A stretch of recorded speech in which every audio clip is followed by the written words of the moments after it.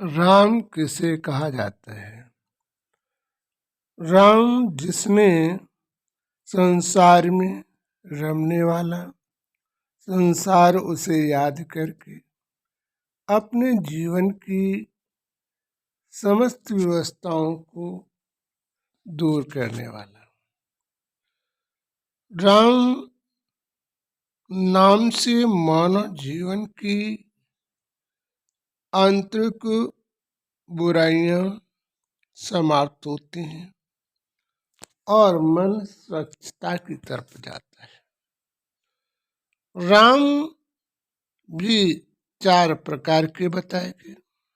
एक राम जो थे दशरथ के बेटा थे, एक राम घर घर में लेटा, एक राम जगत पसारा जो जगत की व्यवस्थाओं को देखने वाला, जिन्हें ब्रह्मा विष्णु शंकर कहते हैं।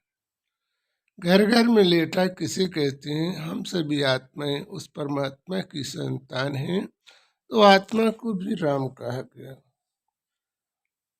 एक राम अंतर्यामी जो अंतर की व्यवस्था को जानता है, अंतर के भाव को जानने वाला, सुनने वाला और मदद करने वाला, जिसे निराकार ज्योति कहते हैं, उसे भी राम कहा गया। एक राम दशरथ का बेटा जिन्हें सभी जानते हैं। अब हम विचार करें किस राम की याद करते हैं। राम ने भी उसी निराकार ज्योति की आराधना की थी।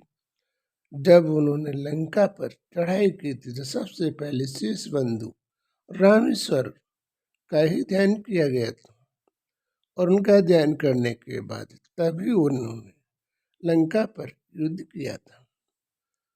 तो विचार करिए, उस राम को आज समाज भूल गया है। उन्हीं राम को याद करना है जिसे राम ने भी याद किया। और जब तुम ऐसी स्थिति में उसे याद करोगे तो तुम्हारे जीवन में दुख और समस्याओं से निवारण होगा।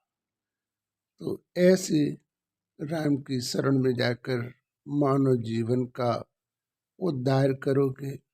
मनुष्य जीवन में तुम्हारे अंतर आत्मा का दीप जागृत होगा। तो आज जो है राम की महिमा जो गायन की गई है, वो राम जिसे लोग नेत्रों से भी नहीं देख सकते हैं, अंतर मन की भाव से उसे देखा जा सकता है।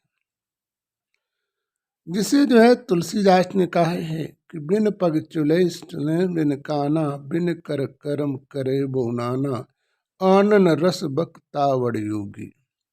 न उसके कान है, न नाक है, न मुंह है, लेकिन फिर भी वो जो है सभी की बात सुनता है, बगैर आंख होते हुए सभी को देखता है, बगैर हाथ पैर हुए सबके करीब तक पहुंचता है और सभी के दुखों को दूर करने का कार्य करता है।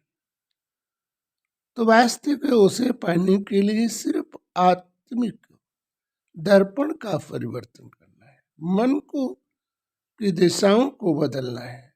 मन स्वच्छता से उस परमात्मा की याद में लीन हो जाए तो जीवन के सारे दुख दूर हो जाते हैं। तो वास्तविक हमें अपने जीवन में अपने नियम और मर्यादाओं का सही पालन करना है।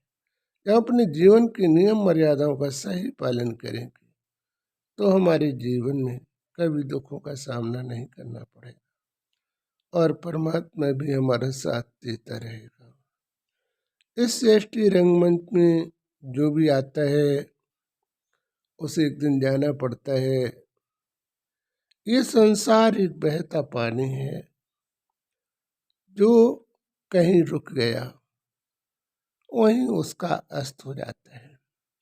सूर्य उदय जब भी होगा जब मन का दर्पण जागृत होगा।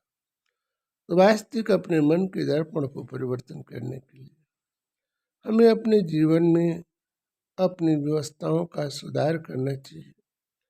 जिससे हमें ऐसे दिनों का सामना न करना पड़े और परमात्मा भी हमारा साथ देता रहे।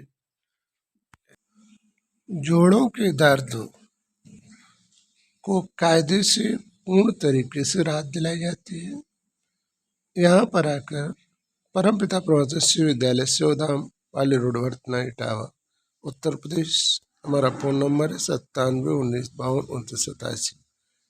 आप अब इस फ़ोन से आप हर तरीके की जानकारी कर सकते हैं और अपने मरीज को दिखाकर संपूर्ण तरीके से राहत और दर्द से दूर हो सकते हैं।